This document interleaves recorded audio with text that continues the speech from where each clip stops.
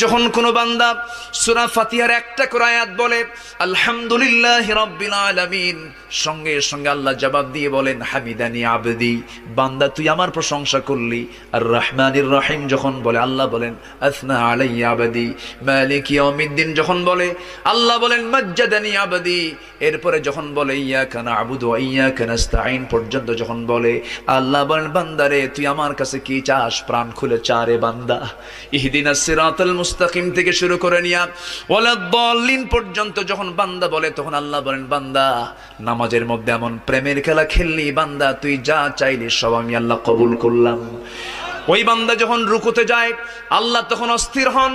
ওই বান্দা যখন সিজদায় যাওয়ার জন্য প্রস্তুতি নাই, সমস্ত ফেরেশতাকে ডাক দিয়ে বলেন ও ফেরেশতারা, এই বান্দাগুলো আমাকে দেখলো না, রাসূলকে দেখলো না, কোরআনকে দেখে হাদিসকে বিশ্বাস করে আমাকে খুশি করার জন্য তার সবচেয়ে সম্মানজনক